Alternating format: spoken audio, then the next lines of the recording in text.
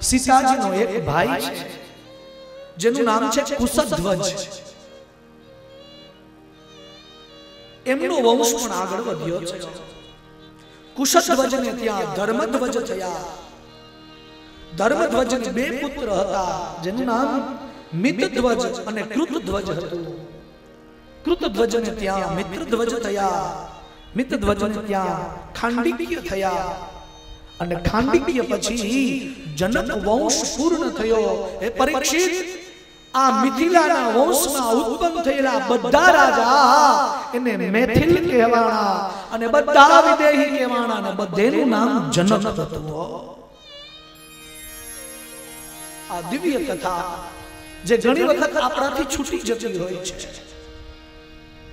કારણ ઘણી વખત એવો સમય હોય સમાજને ધ્યાનમાં રાખી અને એને અનુરૂપ પણ આ ભાગવત ગ્રંથ ही नहीं गोविंद है, आ गोविंद ने ध्यान में राखीने कथा करीए छीए।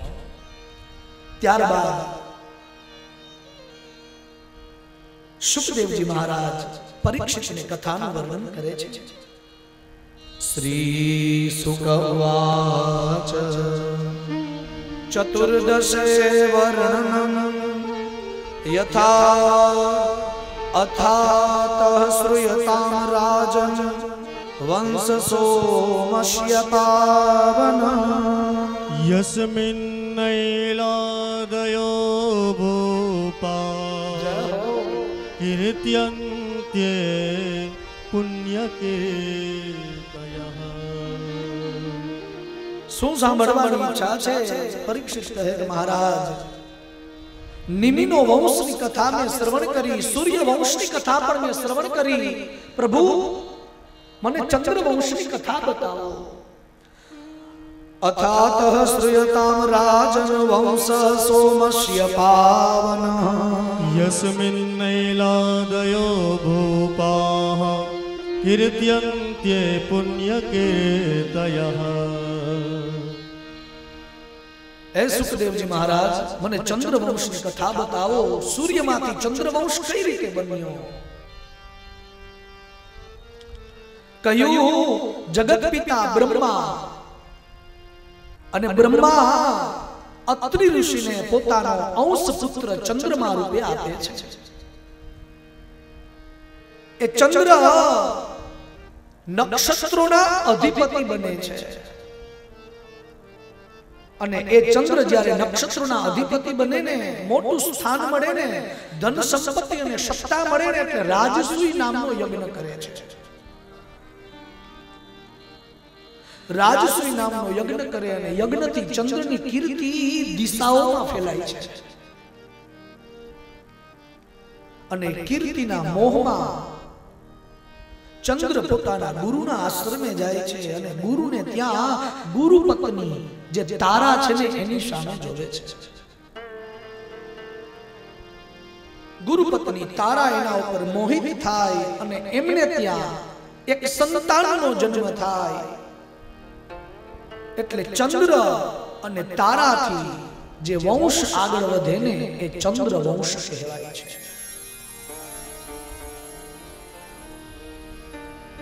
આ બંનેથી બુધ નામનો એક પુત્રનો જન્મ થાય।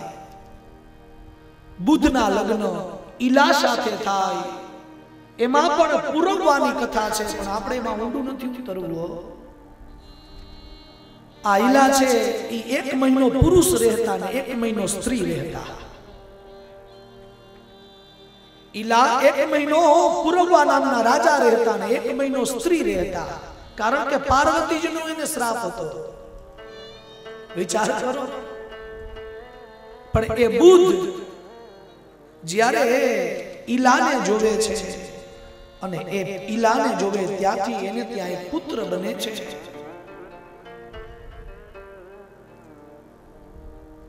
અને પુરવા દ્વારા વંશ આગળ વધે છે।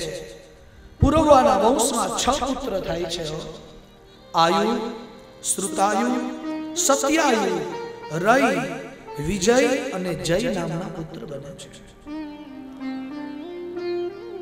એ પુરવાને ત્યાં વિજય નામનો પુત્ર થાય છે, વિજયને ત્યાં ભીમ થાય છે, ભીમને ત્યાં કાંચન થાય છે, કાંચનને ત્યાં હોત્ર, હોત્રને ત્યાં જન્હુ, જન્હુને ત્યાં પુરુ, પુરુને ત્યાં બલાક, બલાકને ત્યાં અજક, અજકને ત્યાં કુશ, કુશને ત્યાં કુક્ષાંબુ, કુક્ષાંબુને ત્યાં ગાધી, અને ગાધીને એક પુત્રી હતી જેનું નામ સત્યવતી હતું, અને એ સત્યવતીના લગ્ન રુચિક રાજ, રુચિક નામના ઋષિ સાથે થાય છે. ગાધીની પુત્રી સત્યવતી રુચિક નામના ઋષિ સાથે લગ્ન કરે છે, અને એ રુચિક અને સત્યવતીને એક પુત્ર થાય છે જેનું નામ છે જમદગ્નિ. જમદગ્નિને ત્યાં પરશુરામ ભગવાન સ્વયં નારાયણ રૂપે આવે છે. આ ગાધી અને વિશ્વામિત્ર એમની પણ બહુ સુંદર કથા છે. ગાધી પુત્ર વિશ્વામિત્રની કેવી કથા! પરીક્ષિત કહે છે કે પરશુરામની કથા મને સંભળાવો. રાજોવાચ કિમ તદમો ભગવતો રાજન્યે રજિતાત્મભી કૃકમયેન કુલમ નષ્ટં ક્ષત્રિયાણામવેક્ષસઃ. એ પરશુરામ દ્વારા જમદગ્નિ ઋષિના આશ્રમમાં, જમદગ્નિ ઋષિના આશ્રમમાં જ્યારે ગાયને જોઈને ઈર્ષ્યા કરે છે, અને પછી આગળ આપણે કથા જોઈ ગયા એ પરશુરામ દ્વારા સહસ્ત્રાર્જુનના વર્ધની કથા, અને 21 વખત પૃથ્વી નક્ષત્રી કરે છે એ કથા આપણે જોઈ ગયા. એ વિશ્વામિત્રને ત્યાં મધુર છંદા અને સુનહસેન, એ વિશ્વામિત્રને ત્યાં સુનહસેન જેનું બીજું નામ દેવરાત હતું.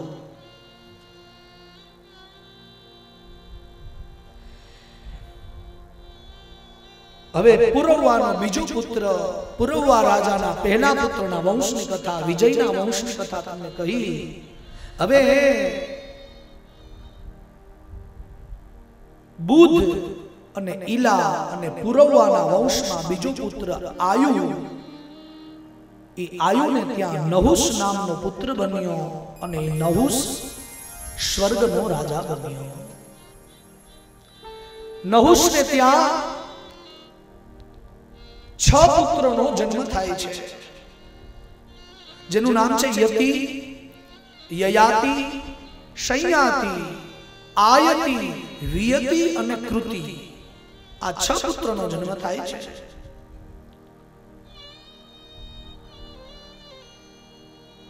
જેમાં યતિ એ આત્મારામ હતા, એટલે યયાતિ એ રાજા બને છે. યયાતિ રાજા બને છે કે હે રાજન, એ યયાતિ બ્રાહ્મણની પુત્રી સાથે લગ્ન કરે છે અને એમનો વંશ આગળ વધે છે. રાજોવાચ, પરીક્ષિત સીધો પ્રશ્ન કરે, ક્ષત્રિય થઈને બ્રાહ્મણની પુત્રી સાથે કઈ રીતે લગ્ન થાય એ પણ કથા અમને કહો. બ્રહ્મર્ષિર ભગવતા કાવ્ય ક્ષત્રબંધુશ્ચ નાશઃ. રાજન્ય વિપ્રયોઃ કસ્માદ વિવાહ પ્રતિમોલકઃ. નહુસ એના 6 પુત્ર, એમાંથી યયાતિ એ રાજા બન્યો, અને રાજાએ બ્રાહ્મણની પુત્રી સાથે લગ્ન કર્યા. એટલે સીધો પ્રશ્ન કર્યો પરીક્ષિતે કે એવું કઈ રીતે બને, એક ક્ષત્રિય બ્રાહ્મણની પુત્રી સાથે કઈ રીતે લગ્ન કરે? કહ્યું, એકદા દાનવેન્દ્રસ્ય, એક વખતની વાત છે, સાંભળો. એકદા દાનવેન્દ્રસ્ય શર્મિષ્ઠા નામ કન્યકા સખી સહસ્ર સંયુક્તા गुरुपुत्र्या च भामिनी। एक वखतनी વાત છે, શુક્રાચાર્યની પુત્રી જેનું નામ દેવયાની છે અને વૃષપર્વા રાજા છે એની પુત્રી શર્મિષ્ઠા છે. હે રાજન, શર્મિષ્ઠા અને દેવયાની આ બંને સખીઓ રોજ સાથે રહેતી હો અને આમ વર્ષોથી ચાલુ છે. બ્રાહ્મણો ને ક્ષત્રિયો સાથે જ છે. આ સતવારા સમાજ છે ને, સત જેનામાં હોય ને એને સતવારા કહેવાય. અરે મને યાદ છે, હું નાનકડો હતો ને, કેટલી જ્ઞાતિથી તમને આપણે છૂત અછૂત ને માનતા જ નથી હો, પણ મને યાદ છે કે સતવારાના છોકરા મારી હારે હતા. નાનકડો હતો ને ત્યારે અન્ય વર્ગનો કોઈ છોકરો એના ભથવારને ઓલા ટિફિનને અડી જાય ને તો એ ગાયોને ખવડાવી દેતો. ખાતો ને આનું નામ સતવારા કહેવાય. જે સતને સાચવે ને એને સતવારા કહેવાય. એકદા દાવનવેન્દ્રસિંહ શર્મિષ્ઠા નામ કન્યકા સખી સહસ્ર સંયુક્તા સાચા વૈષ્ણવ છો તમે. ગુરુપુત્ર્યા ચ ભામિની. શુક્રાચાર્યની પુત્રી દેવયાની અને વૃષપર્વાની પુત્રી શર્મિષ્ઠા બંને સાથે હોય છે. એક દિવસ સ્નાન કરવા માટે સરોવરની અંદર જાય ને બને એવું કે એ સમયે કોઈ ઋષિઓ ત્યાંથી નીકળતા હોય, એમાં થોડીક લાજ આવે છે અને લાજ આવતી હોય ને એટલે શર્મિષ્ઠા દોડતી જાય અને જે વસ્ત્ર હતા ને એ પોતાના અંગ ઉપર રાખી લે છે. દેવયાની પણ બીજા વસ્ત્ર પોતાના અંગ ઉપર રાખે છે અને દેવયાની શર્મિષ્ઠાને કહે છે કે રાજાની પુત્રી છો, ક્ષત્રિયની પુત્રી છો, અમે બ્રાહ્મણ છીએ, અમારા બ્રાહ્મણના વસ્ત્ર કે કઈ રીતે સ્પર્શ કર્યો? બહુ નાની વાત છે, પણ દેવયાની બ્રાહ્મણની પુત્રી છે ને એટલે ક્રોધ આવે છે. ઘણા બધા શબ્દોથી સંબોધિત કરે છે અને અંતે શર્મિષ્ઠા એ દેવયાનીને એક ઊંડા કૂવામાં નાખી દે છે. અને એ દેવયાની ઊંડા કૂવામાં હોય એટલામાં યયાતિ નામના રાજા જંગલમાંથી નીકળે છે અને આ દેવયાની બૂમો પાડતી હોય છે. બૂમો પાડતી હોય છે અને બૂમો પાડતી હોય ત્યારે યયાતિ એને જમણો હાથ આપે છે અને જમણા હાથથી દેવયાનીને બહાર કાઢે છે. તસ્યામ ગતાયામ સ્વગૃહમ યયાતિર મૃગયામ ચરણ પ્રાપ્તો અદ્રચ્છયા કૂપે જલાર્થી તામ દદર્શઃ. યયાતિ રાજા એને બહાર કાઢે છે. દેવયાની યયાતિને કહે છે કે તમે મારો હાથ પકડો છે, મારી સાથે લગ્ન કરો. યયાતિ કહે કે મેં તમને બહાર કાઢવા માટે દેવી હાથ ખાલી બહાર કાઢ્યો છે, તમારો હાથ પકડો નથી. અને આમે તમે શુક્રાચાર્યની પુત્રી છો, તમે બ્રાહ્મણ છો, અમે ક્ષત્રિય છીએ. ક્ષત્રિયોથી બ્રાહ્મણની પુત્રી સાથે લગ્ન ન થાય. ત્યારે એ દેવયાની કહે છે કે મને બૃહસ્પતિના પુત્ર કચ્છનો શ્રાપ છે કે બ્રાહ્મણનો પુત્ર મારી સાથે લગ્ન નહીં કરે. હવે એ કથા એ પાછી બહુ ડીપમાં છે. દેવયાનીને શ્રાપ શું કામ આપ્યો? એક વખત શુક્રાચાર્ય પાસે દેવગુરુ બૃહસ્પતિનો પુત્ર કચ્છ મૃત સંજીવની વિદ્યા શીખવા માટે આવે છે અને એ વિદ્યા પૂર્ણ કરે. આ સમય દરમિયાન દેવયાની અને કચ્છ બંને સાથે રહે. એમાં દેવયાનીને કચ્છની સાથે પ્રેમ થાય છે અને દેવયાની એમ કહે કે તું મારી સાથે લગ્ન કર. કચ્છ એમ કહે કે તમે મારા ગુરુના પુત્રી છો, હું તમારી સાથે લગ્ન ના કરી શકું. કહ્યું કે જો લગ્ન નહીં કરો ને તો શ્રાપ આપીશ. કહ્યું શ્રાપ સ્વીકારવા તૈયાર છું. કચ્છને કહે છે કે જા, જેટલી પણ તને વિદ્યા મળી ને એ બધી વિદ્યા વિસ્મૃત થઈ જશે. અને કચ્છે કહ્યું કે મારો કોઈ દોષ નથી ને મને તે શ્રાપ આપ્યો ને એટલે જા હું તને શ્રાપ આપું છું કે તારી સાથે કોઈ બ્રાહ્મણનો પુત્ર લગ્ન નહીં કરે. એકદા તસ્યાંગતાયામ સ્વગૃહં યયાતિર્મૃગયામ ચરણ પ્રાપ્તો યદૃચ્છયા કૂપે જલાર્થી તમ દદર્શઃ. એટલે યયાતિ રાજા દેવયાનીને બહાર કાઢે. યયાતિ કહે છે, દેવયાની કહે કે મહારાજ મારી સાથે લગ્ન કરો. લગ્નનો પ્રસ્તાવ ગુરુજીની આજ્ઞાથી સ્વીકારે છે અને પછી શર્મિષ્ઠા પોતાના રાજ્યમાં આવે છે. પછી તો એમ કથા છે કે રાજ્યની અંદર જલોધર નામનો રોગ થાય. બ્રાહ્મણના પુત્રીનું અપમાન કર્યું ને એટલે રાજ્યમાં જલોધર નામનો રોગ થાય. બધા પાણી પીવે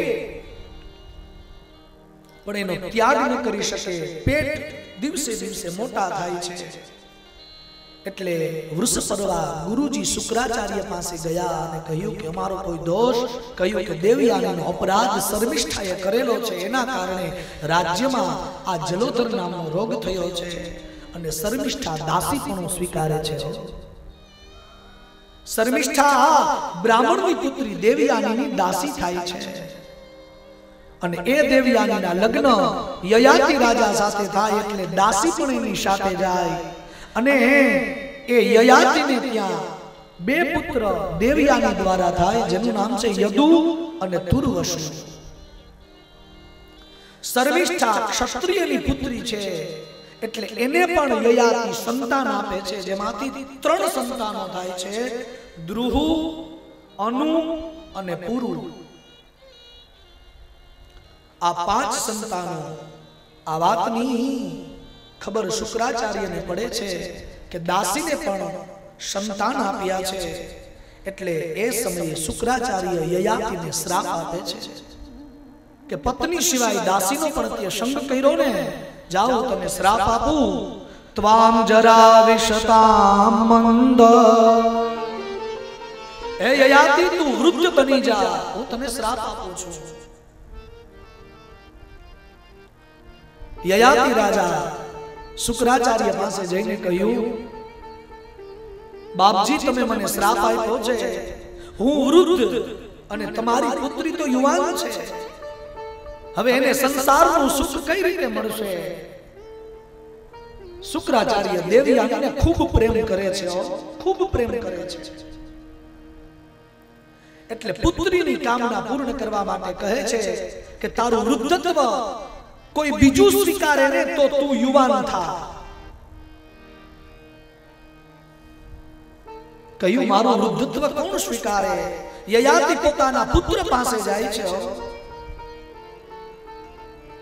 ઉત્તમાશ્ચિંતિતં કુર્યાત. પોતાના પુત્ર યદુ પાસે જાય છે. યયાતિ મોટો પુત્ર યદુ છે, એની પાસે જઈને કહે કે યદુ મારું વૃદ્ધત્વ છે, તું સ્વીકાર, મને યુવાન રહેવું છે.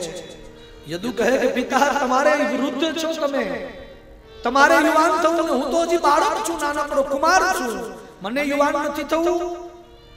પિતાની આજ્ઞાનું પાલન નથી કરતા. એ જ સમયે પુરુ પાસે જઈને કહે છે કે હે પુરુ તું મારું વૃદ્ધત્વ સ્વીકારીશ? પુરુ કહે છે કે હા. ઇતિ પ્રમોદિતઃ પુર. 45મો શ્લોક છે, હાથ ઉપર જ રહેજો. ઇતિ પ્રમોદિતઃ પુરુ પ્રત્ર ગૃહ્યાજરામ પિતુઃ સુપિતદ્વયસા કામાન યથાવન જુજુસે રૂપે. પુરુ કહે છે કે પિતા મને તમારું વૃદ્ધત્વ આપી દો, આપની આજ્ઞાનું પાલન કરવું ને એ જ મારો ધર્મ છે. ઉત્તમ પુત્રની વ્યાખ્યા પણ અહીંયા બતાવી છે. ઉત્તમ પુત્ર કેને કહેવાય, મધ્યમ પુત્ર કેને કહેવાય, અધમ પુત્ર કેને કહેવાય, કનિષ્ઠ પુત્ર કેને કહેવાય, એની વ્યાખ્યા છે. ઉત્તમ પુત્ર એને કહેવાય જે પિતા આજ્ઞા કરે ને તેની પહેલા એના મનની વાત જે જાણી લે ને એને ઉત્તમ પુત્ર કહેવાય. પછી મધ્યમ પુત્ર કેને કહેવાય? પિતા જે આજ્ઞા કહે, આજ્ઞા આપે એનું પાલન પૂર્ણ વિશ્વાસથી કરે એને મધ્યમ પુત્ર કહેવાય.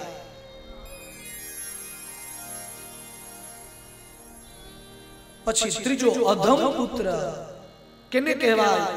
પિતા આજ્ઞા આપે અને એનું પાલન અવિશ્વાસથી, અશ્રદ્ધાથી કરે તો ખરી પણ મન વગરનું કરે એને અધમ પુત્ર કહેવાય. અને પિતા કહે કે ભાઈ જાતો જરા પાણીનો ગ્લાસ ભરી આવ ને, તો કે હા એ ભાઈ ગ્લાસ દે તો પાણીનો. આજ્ઞા આપે ને પુત્ર બેઠો રહે ને એને કનિષ્ઠ કહેવાય. અને હામો થાય ને એને દીકરો કહેવાય. અને કાચલા પકડી લે એને દીકડો કહેવાય. આ બધા જડ્યા. ઉત્તમ પુત્ર પિતાની ઈચ્છાને જે સમજે તે, મધ્યમ પુત્ર જે આજ્ઞાનું પાલન કરે તે, અધમ પુત્ર અશ્રદ્ધા રાખીને મન વગર કામ કરે તે, કનિષ્ઠ બીજાને કામ ચીંધી આપે તે, સામો બોલે એ દીકરો અને કાચલા પકડે એ દીકડો. ઇતિ ઉત્તમશ્ચિંતિતં કુર્યાત પ્રોક્તકારી તુ મધ્યમઃ. અધમો શ્રદ્ધયા કથા નથી, ભાગવતજીમાં શ્લોક છે. જો ઉત્તમશ્ચિંતિતં કુર્યાત, જે ચિંતન કરે અને કાર્ય કરે એને ઉત્તમ. ઉત્તમશ્ચિંતિતં કુર્યાત પ્રોક્તાકારી તુ મધ્યમઃ. અધમો શ્રદ્ધયા કુર્યાત અકર્તો ચરિतं પિતુઃ. યયાતિ રાજાનો વૃદ્ધત્વ પુરુષ સ્વીકારે છે. યયાતિ હજારો વર્ષ સુધી સંસારના સુખ ભોગવે અને એક દિવસ એ સંસારના સુખથી થાકી જાય છે અને પુનઃ પાછા શુક્રાચાર્ય પાસે જઈને કહે કે હે પ્રભુ, આ સુખ ભોગવીને હવે હું થાકી ગયો છું. મને એવું લાગે કે મારું અધઃ પતન થાય છે, મારું પતન થાય છે, આમાં કંઈ મને મળતું નથી. કહ્યું કે હવે તારા પુત્ર પાસેથી પાછું વૃદ્ધત્વ લઈ લે. કેવી વિદ્યા હશે જોઉં તો ખરી. મંત્ર બોલે તો વૃદ્ધ થઈ જાય, મંત્ર બોલે તો યુવાન થઈ જાય. કેવી વિદ્યા છે.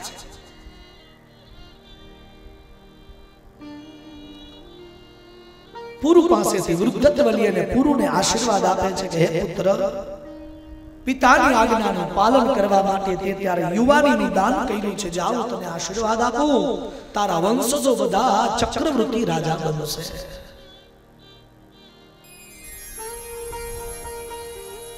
એ પુરુ, તારા સંતાનો ચક્રવર્તી રાજા બનશે એવા હું તને આશીર્વાદ આપું છું. યયાતિ રાજાને શ્રાપ યયાતિ યદુને શ્રાપ આપે છે કે હે યદુ, પિતાની આજ્ઞાનું તે ઉલ્લંઘન કર્યું ને એટલે રાજ્ય ભાગથી હું તને વંચિત કરું છું. તારા વંશની અંદર જે પણ સંતાનો થશે ને એ આ ભૂમંડળમાંથી કોઈ પણ સ્થાનના રાજા નહીં થાય એવો હું તને શ્રાપ આપું છું. અને પુરુને કહે તારે ત્યાં જેટલા પણ સંતાન થશે એ બધા આ ભૂમંડળના ચક્રવર્તી રાજા થશે એવા હું તને આશીર્વાદ આપું છું. ત્યારબાદ યયાતિ રાજાનું દિવ્ય ચરિત્ર ત્યાં પૂર્ણ થયું. યયાતિનું શરીર શાંત થયું. યયાતિના પુત્ર પુરુ અને પુરુના વંશમાં જન્મે જઈને ત્યાં પ્રચિનવાનને ત્યાં પ્રવીરને ત્યાં નમસ્યુને ત્યાં ચારુપદને ત્યાં શુદ્યુને ત્યાં અહમયાતિને ત્યાં રુદ્રાશ્વને ત્યાં શૈયાતિને 10 પુત્ર, શૈયાતિને 10 પુત્ર થાય છે. શૈયાતિને ત્યાં અહમયાતિ અને અહમયાતિને ત્યાં રુદ્રાશ્વ થાય છે. અને રુદ્રાશ્વને 10 પુત્ર થાય છે સ્વર્ગની અપ્સરા જેનું નામ ધ્રુતાચી હતું. એ ધ્રુતાચી નામની સ્વર્ગની અપ્સરા અને રૌદ્રાસથી 10 પુત્ર થાય છે જેનું નામ છે ઋતેયુ, કુક્ષેયુ, સ્થંડેલ્યુ કૃતેયુ જલેયુ સંતતેયુ ધર્મેયુ સત્યેયુ વ્રતેસુ અને એમાંથી વનેયુ એ 10મો પુત્ર રોદવાસનો સૌથી મોટો પુત્ર ઋતેયુ એના વંશમાં આગળ જતા રંતી દેવ થાય છે. રુદ્રાશ્વને ત્યાં ઋતેયુ, એને ત્યાં રંતી, રંતીને ત્યાં સુમતી, સુમતીને ત્યાં રેભ્ય, રેભને ત્યાં દુષ્યંત નામનો પુત્ર થાય છે. અને દુષ્યંત રાજાની કથા પણ બહુ સરસ છે. કર્ણ મુનિ એમની પાસે જાય છે. દુષ્યંત કર્ણ મુનિ પાસે જાય છે અને એ શાકુંતલાનો દિવ્ય ચરિત્ર છે.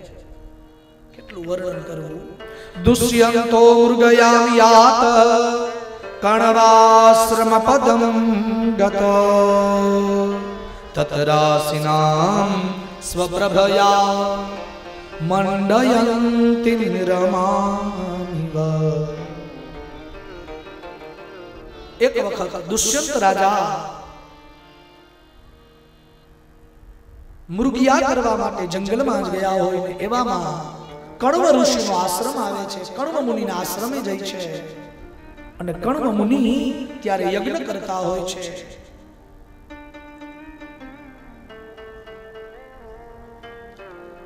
કર્ણ મુનિને એક પુત્રી છે. ખરેખર એ પોતાની નથી, વિશ્વામિત્ર અને મેનકા નામની અપ્સરાથી પ્રગટ થયેલી શકુંતલા છે. પણ એ શકુંતલાને મોટા કર્ણ મુનિ કરે છે. એવામાં દુષ્યંત ત્યાં આવે છે અને દુષ્યંત આવે છે એટલે એનું સ્વાગત કરે છે અને કર્ણની પુત્રી શકુંતલાની સામે જોવે છે અને એ જ સમયે કર્ણ મુનિ પોતાની કન્યાનું દાન કરે છે. ગાંધર્વ લગ્ન થાય છે અને ગાંધર્વ લગ્ન થાય એટલે શકુંતલા ગર્ભવતી થાય છે. સવારે દુષ્યંત પોતાના રાજ્યમાં જાય અને બધું ભૂલી જાય છે. કથા તો બહુ સરસ છે. અને પછી ઈશ્વરની કૃપાથી ફરી વખત યાદ આવે છે કે મારે ત્યાં આ પુત્ર પણ થયો જેનું નામ ભરત થયું. ભરત પરમ યશસ્વી પુત્ર થયા અને એને સમ્રાટ તરીકે ઘોષિત કર્યા છે. 20 રેતો ધા પુત્રો નયતિ નરદેવાયમાક્ષયા ત્વં ચાસ્ય દાતા ગર્ભસ્ય સત્યમાહમ શકુંતલા. ત્યારબાદ એ દુષ્યંતના પુત્ર જેનું નામ ભરત, એ ભરત ચક્રવર્તી રાજા બન્યા. ગંગા નદીના કિનારા ઉપર અને યમુનાના કિનારા ઉપર અશ્વમેધ યજ્ઞ કર્યા. ગંગા નદીના કિનારા ઉપર 78 અશ્વમેધ યજ્ઞ કર્યા. યમુના નદીના કિનારા ઉપર 55 અશ્વમેધ યજ્ઞ કર્યા અને ભરત રાજાએ 133 અશ્વમેધ યજ્ઞ કરી અને ભૂમંડળમાં પોતાની કીર્તિ ફેલાવી છે. 27,000 વર્ષ સુધી રાજ્ય કર્યું ભરતે. ભરત એમને સંતાન તો હતા જ, પણ પોતાના જેવા સંતાન ન હતા ને, એટલે ભરતે પોતાના પુત્રને રાજગાદી ન આપી અને મરુદદેવનો યજ્ઞ કર્યો. પોતાના પુત્રને રાજગાદી ન આપી, તેજસ્વી નથી ને એટલે અત્યારે એવું બને દીકરાનો દીકરો દીકરાનો દીકરો એમને પેઢીઓ ચાલુ ચાલુ આમ નમ વયા આવે. એવું નથી આગળના જમાનામાં, એવું નથી. આ જો શું કીધું, તસ્યેવં વિતથં વંશે, એના વંશમાં એના જેવા સંતાન ન થયા એટલે તસ્યેવં વિતથે વંશે તદર્થં યજનઃ સુતં મરુત્સ્તોમેન મરુતો ભરદ્વાજમુપાદદુ. મરુદદેવનો યજ્ઞ કર્યો. મરુસ્તોમ નામના યજ્ઞથી મરુદદેવ પ્રસન્ન થયા. કહ્યું કે શું જોઈએ? કહ્યું કે પરાક્રમી અને સાત્વિક પુત્ર જોઈએ છે.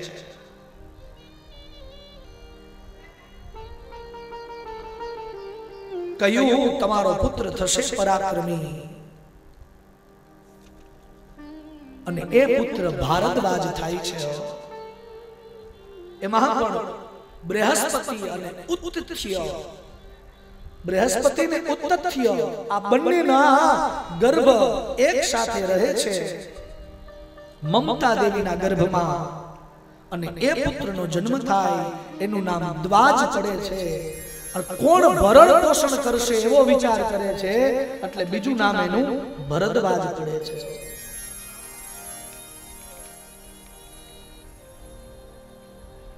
મુઢે ભરદ્વજ મીમં ભરદ્વાજં બૃહસ્પતે યાતો યદુક્ત્વા પિતરો ભરદ્વાજસ્તસ્યયૌ. ઈ ભરદ્વાજ ઈ રાજા બને છે અને પછી મન્યુ એના પુત્ર મન્યુને ત્યાં 5 સંતાનોના જન્મ થાય. બૃહત્ક્ષત્ર, જય, મહાવીર્ય, નર અને ગર્ગ. ઈ નરનો વંશ આગળ વધે જેમાં સંકૃતિ થાય છે. સંકૃતિને ગુરુ અને રંતિદેવ, ગુરુ અને રંતિદેવ, એ રંતિદેવની કથા પણ બહુ સુંદર છે અને એ નરનો વંશ ત્યાં પૂર્ણ થાય છે. ભરદ્વાજના પુત્ર મન્યુ અને એ મન્યુનો બીજો પુત્ર ગર્ગ, એમનાથી સિની, એને ત્યાં ગાર્ગ્ય, એને ત્યાં દુરિતક્ષય. દુરિતક્ષયને 3 પુત્ર છે, ત્રયારુણી, કવિ અને પુષ્કર રાણી. એમનો વંશ પણ આગળ વધે છે. પછી આગળ જતા બૃહત્ક્ષત્ર થાય છે, એને ત્યાં હસ્તી. હસ્તીને પણ 3 સંતાનો જેનું નામ અજમીઢ, દ્વિમીઢ અને પુરુમીઢ છે. એ પરીક્ષિત આગળ એ દ્વિમીઢ છે ને, એ દ્વિમીઢ નામનો પુત્ર રાજા બને છે અને સુખદેવની પુત્રી એટલે મારી પુત્રી. કથા તો બહુ સરસ છે. સુખદેવજીને સંતાને હતા. સુખદેવજીના લગ્ન થયા છે. સમય આવશે તો આ બધું એ સમજશું. કેટલું સમજવું, બધા શાંતિથી સાંભળો છો એટલે આ કથા કહેવાનો મને પોતાને આનંદ આવે છે. બાકી બારોટના ચોપડામાં કેને રસ હોય? આનો આ થયો ને આનો આ થયો ને મુખ દખણા માર ધુબાકો, જય દ્વારકાધીશ, દરિયા પરિયાના પાર ના આવે કહેતા હું વાર લાગે હે ને? પણ નહીં, આ ભગવાનનો વંશ છે. ચંદ્ર વંશમાં કેવા કેવા રાજાઓ થયા એની આ કથા છે.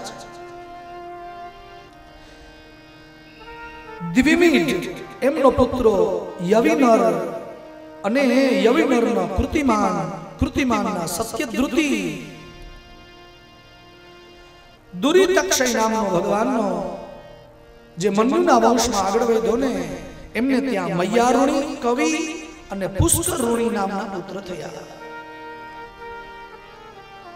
પછી બૃહત્ક્ષત્ર એમનો બીજો પુત્ર અજમીઢ, એને ત્યાં નલિનીથી, એને ત્યાં નીલને ત્યાં શાંતિ, શાંતિને ત્યાં સુશાંતિ, સુશાંતિને ત્યાં પુરુજ, એને ત્યાં અર્ક, એને ત્યાં ભરિયાશ્વ, અને ભરિયાશ્વને પણ 5 સંતાનોના જન્મ થાય છે.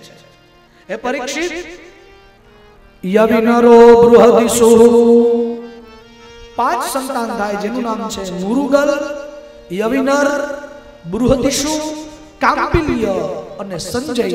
આ 5 સંતાન થાય છે. ભરિયાશ્વ જે 5 સંતાનો હતા ને,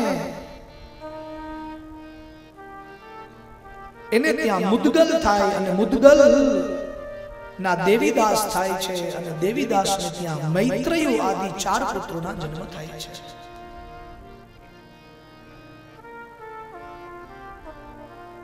ચ્યવન, સુદામ, સહદેવ અને સિમક, એમને ત્યાં પૃષક, તેને ત્યાં દ્વિપદ, મૈત્રેયુ ને ત્યાં 4 પુત્ર થાય છે, ચ્યવન, સુદાસ, સહદેવ અને સિમક. સિમકના વંશની અંદર પૃષક નામના રાજા થાય છે. પૃષકને ત્યાં દ્રુપદ નામે રાજા થાય અને દ્રુપદને ત્યાં 2 સંતાનો થાય છે, જેનું નામ દ્રૌપદી અને દૃષ્ટદ્યુમ્ન છે. અજબીજનો બીજો પુત્ર જેનું નામ વૃક્ષ છે, એ વૃક્ષ એને ત્યાં સૌવર્ણ નામનો પુત્ર થાય ને સૌવર્ણ નામનો સાવરણી નામનો પુત્ર સૂર્ય ભગવાનની પુત્રી સાવરણી નામનો પુત્ર સૂર્ય ભગવાનની પુત્રી તપતીની સાથે લગ્ન કરે છે. અને એ તપતી એટલે તાપી, અને એ તાપી દ્વારા, એ તપતી દ્વારા કુરુ નામના પુત્રનો જન્મ થાય છે.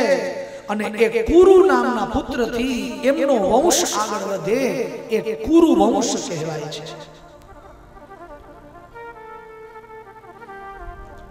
એ પરીક્ષિત કુરુના વંશની અંદર 4 પુત્ર થાય છે. સુધન્વા, પહેલા પુત્ર સુધન્વા, જેને ત્યાં સુહોત્ર અને ચ્યવન આદિ પુત્રો હતા.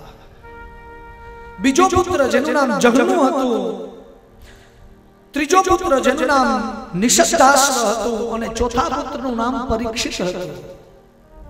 એ પરીક્ષિત એમાંથી જન્મુ જે હતો ને ત્રીજો પુત્ર, એને ત્યાં સુરથ થયા, સુરથને ત્યાં વિદુરથ થયા, વિદુરથને ત્યાં સાર્વભૌમ થયા, સાર્વભૌમને ત્યાં જયસેન થયા, જયસેનને ત્યાં રાધિક થયા, રાધિકને ત્યાં અયુધ થયા, અયુધને ત્યાં ક્રોધન થયા, ક્રોધને ત્યાં દેવાતિથિ, એને ત્યાં ઋષ્ય, એને ત્યાં દિલીપ, દિલીપને ત્યાં સંતનુ.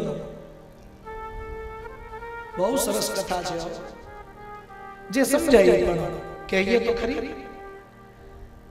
5-6 વખત આ કથા બેસી અને આ પછી બેસી અને આ ખાલી આમ બેસીને આ બધા જોશે ને, કથા પૂરી થાય પછી, ત્યારે આખી કથા એને સમજાશે. કીધું ને પહેલા પ્રાથમિક હતી, પછી હાઈસ્કૂલમાં ગયા, સાહેબ હવે તમે કોલેજમાં છો, અને કથાઓ દિવસે દિવસે અઘરી થતી જાય. અયુધને ત્યાં ક્રોધન, ક્રોધનને ત્યાં દેવાતિથિ, એને ત્યાં ઋષ્ય, ઋષ્યને ત્યાં દિલીપ, દિલીપને ત્યાં સંતનુ, અને સંતનુને ત્યાં દાસરાજ, અને દાસરાજને એક પુત્રી હતી જેનું નામ સત્યવતી હતું. અને સત્યવતીના લગ્ન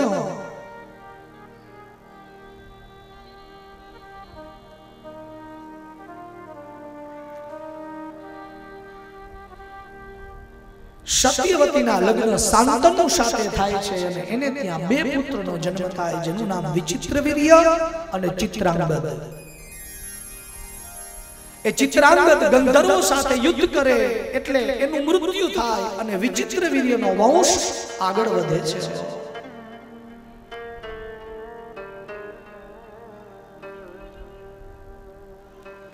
વિચિત્રવીર્યના બીજા લગ્ન પણ થાય છે. કાશીરાજની પુત્રી અંબિકા અને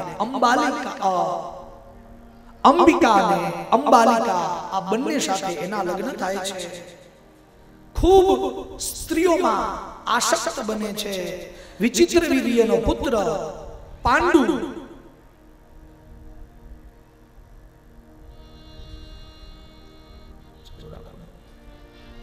પછી ત્રીજા પુત્રની કથા છે, ચોથો પુત્ર હજી બાકી છે.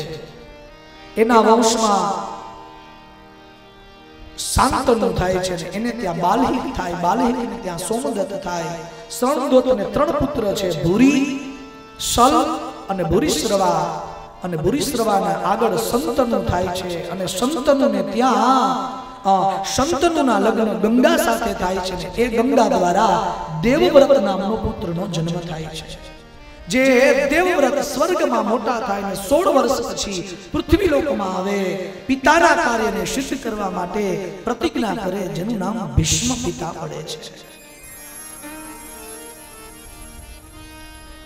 મહ્યમ પુત્રાય શાંતાય परम गुह्यमिदं जगो विचित्रवीर्योऽथो वाह काशीराज सुते बला।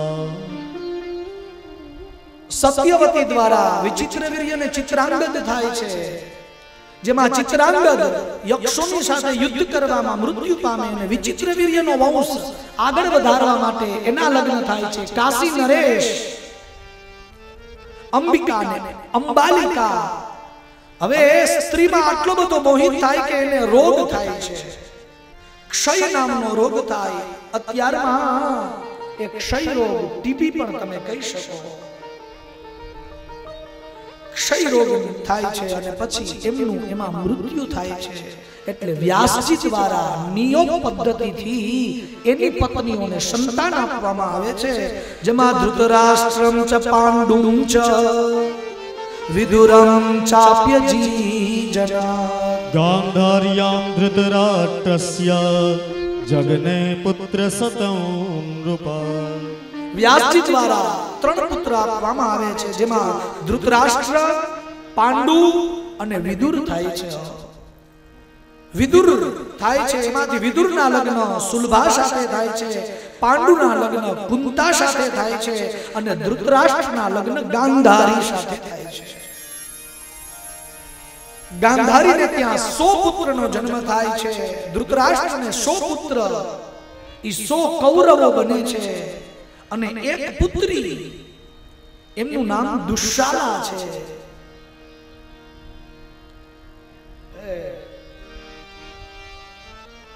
જયદ્રથને આપે છે, એ ક્યાં હારો માણો હતો, એની કથા નથી લેવી મારે।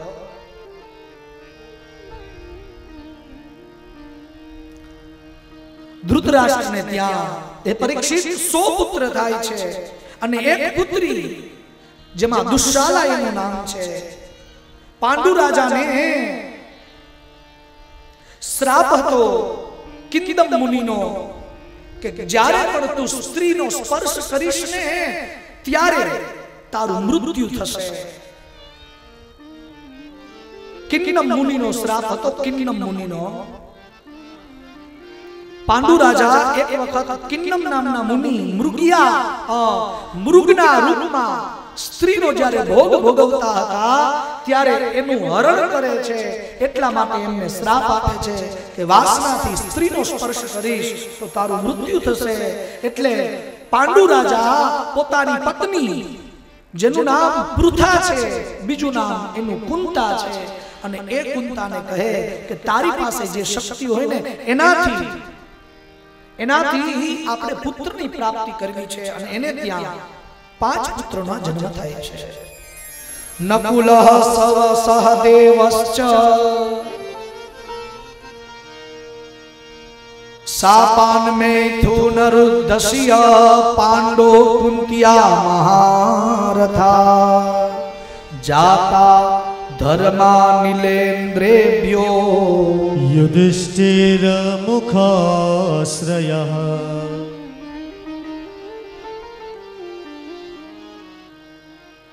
કુંતાજીના તપથી, દુર્વાસા ઋષિના આશ્રમથી, આશીર્વાદથી ધર્મ દ્વારા એક પુત્રનો જન્મ થાય છે, જેનું નામ યુધિષ્ઠિર પડે છે। વાયુ દ્વારા એક પુત્રનો જન્મ થાય, જેનું નામ ભીમ પડે છે। ઇન્દ્ર દ્વારા એક પુત્રનો જન્મ થાય, જેનું નામ અર્જુન પડે છે। અને પછી માદ્રીના ઉદરથી અશ્વિની કુમારો 2 પુત્ર આપે છે, જેનું નામ નકુલ અને સહદેવ પડે છે। એ પરીક્ષિત આ 5 પાંડવોના લગ્ન દ્રૌપદી સાથે થાય છે, અને દ્રૌપદીને પણ 5 સંતાનોના જન્મ થાય, જેમાં યુધિષ્ઠિરથી જે પુત્ર જન્મ થયો એનું નામ પ્રતિવિંધ્ય હતું। ભીમથી જે પુત્રનો જન્મ થયો એનું નામ શ્રુતદેવ હતું। અર્જુનથી જે પુત્ર થયો એનું નામ શ્રુતકીર્તિ હતું। નકુલથી જે પુત્ર થયો એનું નામ શતાનિક હતું, અને સહદેવથી જે પુત્ર થયો ને એનું નામ શ્રુતકર્મા હતું। આ ધર્મરાજ યુધિષ્ઠિરને બીજી પણ પત્નીઓ હતી જેનું નામ પૌરવી હતું અને એ પૌરવીને દેવક નામે પુત્ર હતો. ભીમસેનને પણ બીજી પત્ની હતી જેનું નામ હિડમ્બા હતું અને એમને ત્યાં ઘટોત્કચ નામનો પુત્ર હતો. સહદેવને પણ એક પત્ની હતી જેનું નામ વિજયા હતું. એ પરીક્ષિત એને ત્યાં પુત્ર થયું એનું નામ સુહોત્ર હતું. નકુલને પણ એક પત્ની હતી જેનું નામ હતું કરેણુમતી અને કરેણુમતીથી એક પુત્ર થાય છે જેનું નામ નરમિત્ર હતું. પછી અર્જુનને અન્ય પત્નીઓ હતી જેમાં નાગકન્યા ઉલ્લુપી અને એને ત્યાં એક પુત્ર જન્મે છે એનું નામ ઈરાવાન હતું. અર્જુનને બીજી પત્ની હતી મણિપુરની રાજકન્યા ચિત્રાંગદા અને એને ત્યાં બભરુવાહન નામે પુત્ર હતો. અને આજ અર્જુનને ચોથી પત્ની હતી જેનું નામ સુભદ્રા હતું અને સુભદ્રાને ત્યાં તમારા પિતા અભિમન્યુનો જન્મ થયો છે. તત તવ तात સુભદ્રાયા અભિમન્યુ રજાયત સર્વાતિરથ જીવિદ્વીર ઉત્તરાયામ તતો ભવાન. શું કીધું? આ સુભદ્રા છે એ તમારા દાદી થાય છે. સુભદ્રા તમારા દાદી થાય છે. સમજાય છે ને કથા? અત્યારના સમયમાં તમારા ને મારા દાદાનું ને પરદાદાનું નામ આવડે, આપણે 7 પેઢીના નામ હજુ આવડતા નથી. એને આ આખો સૂર્ય ને ચંદ્રનો વંશની કથા છે. આ કોઈ વાર્તાઓ નથી, આ ભગવાનની કથા છે. અને અભિમન્યુને ત્યાં ઉત્તરાના ગર્ભથી તમારો જન્મ થયો છે. હે પરીક્ષિત, તમને શૃંગી ઋષિનો શ્રાપ લાગ્યો છે, પણ તમારાથી તમારો વંશ હજી પૂર્ણ નથી થતો. તમારા સામે તમારા પુત્ર બેઠા છે જે અત્યારે રાજા થયા છે, જેનું નામ જન્મે જય સ્વામ વિદિતવા તક્ષકાન નિધનમ ગતમ સર્વાન વે સર્વયાગા ગુનો સહોષ્ય સુરાન્વિતઃ. એ પરીક્ષિત, તમારો પુત્ર જેને તમે ગાદી આપીને એ મોટો પુત્ર જન્મે જાય. બીજા પુત્રનું નામ શ્રુતસેન, ત્રીજા પુત્રનું નામ ભીમસેન અને ચોથા પુત્રનું નામ ઉગ્રસેન. પરીક્ષિત મહારાજ કહે છે કે પ્રભુ, જન્મેજયનો વંશ આગળ વધવાનો છે? કહ્યું કે હા, મને ભવિષ્ય કથન કરો. મારે ભવિષ્યના જે રાજાઓ થવાના છે એના નામ સાંભળવા છે.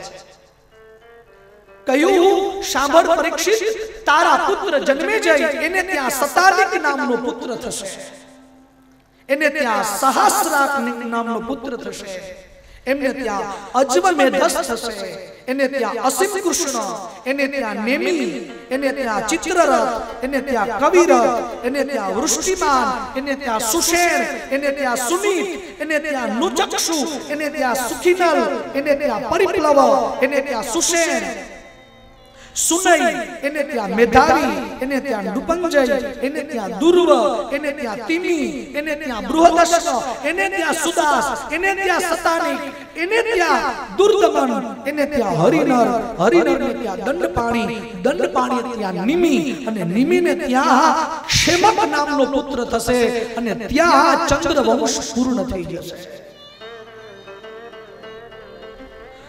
સુનીથા સત્યજીદથા વિશ્વજીત યદપુરંજયઃ બાર્હદ્રસ્થાશ્ચ ભૂપાલા ભાવ્યા સહસ્રવત્સરમ.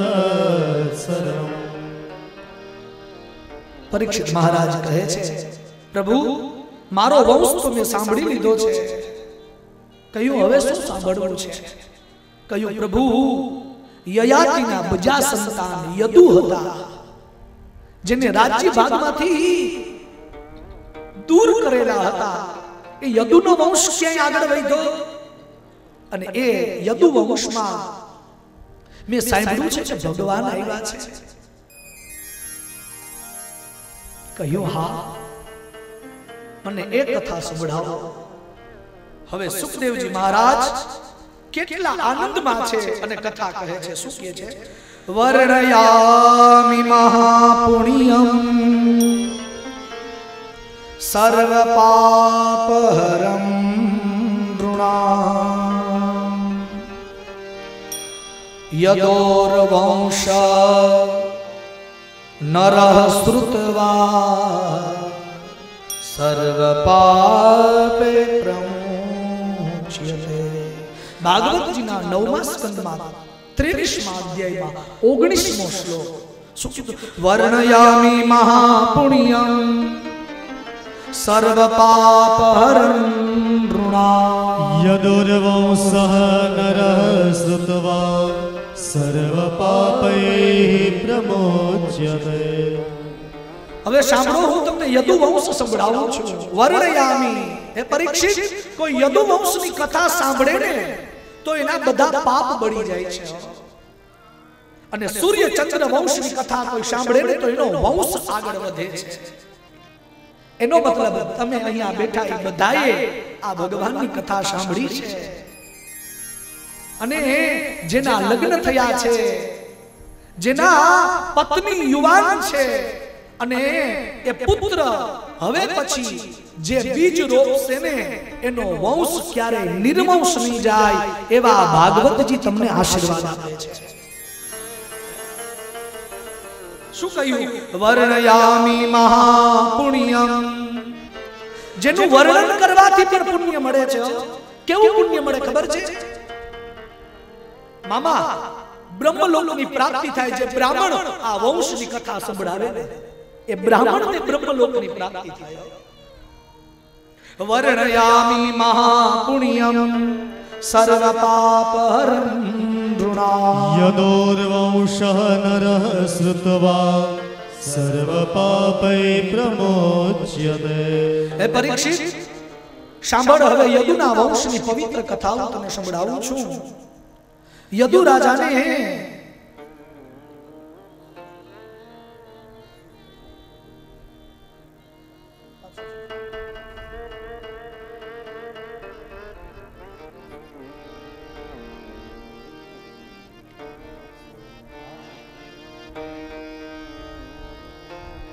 વર્ણયામિ મહાપુણ્યમ.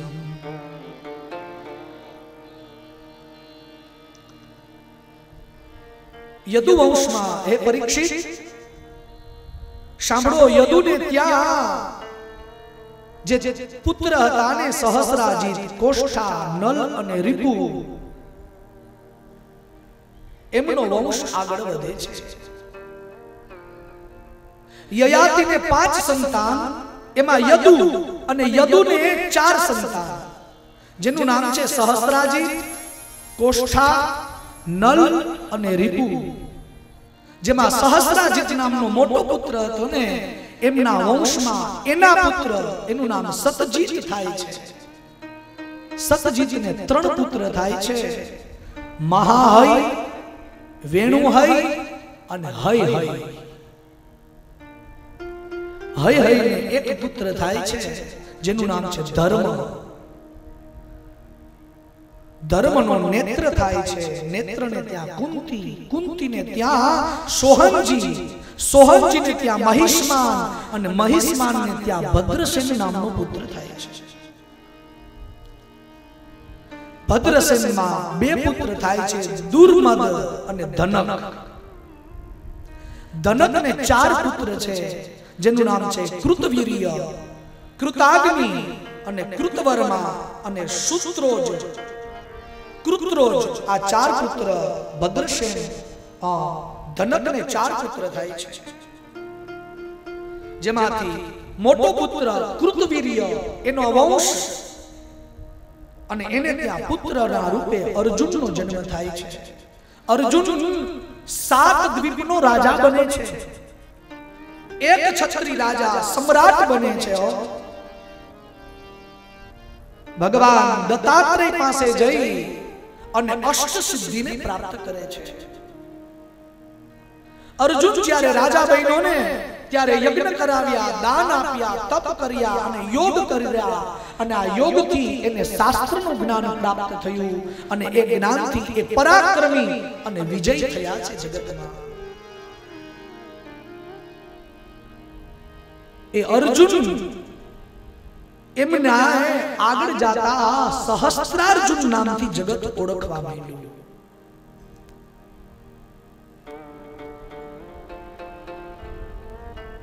સહસ્રજીતનો પુત્ર સતજીત, એને ત્યાં મહાહય, વેણુહય અને હય એ હયના ધર્મના નેત્રનો કુંતી, કુંતીનો સોહમજીનો મહિષ્માન અને મહિષ્માનને ત્યાં ભદ્રસેન એના પુત્ર દુર્મદને ત્યાં ધનકને ચાર પુત્ર, કૃતવીર્ય, કૃતાગ્નિ, કૃતવર્મા અને કૃતોજ્જા અને કૃતવીર્યનો પુત્ર અર્જુન, જેને જગત સહસ્ત્રાર્જુનથી ઓળખવા માંડ્યું। સાત દ્વીપનો રાજા બન્યો,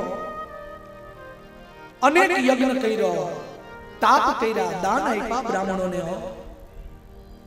85,000 વર્ષ સુધી રાજ્ય કર્યું। પછી અર્જુનને 1000 પુત્ર હતા, પરંતુ પરશુરામ દ્વારા એ બધાને મારવામાં આવ્યા। પણ એ સહસ્ત્રાર્જુનની પત્નીએ 5 સંતાનોને પોતાના પલ્લવ નીચે રાખી દીધા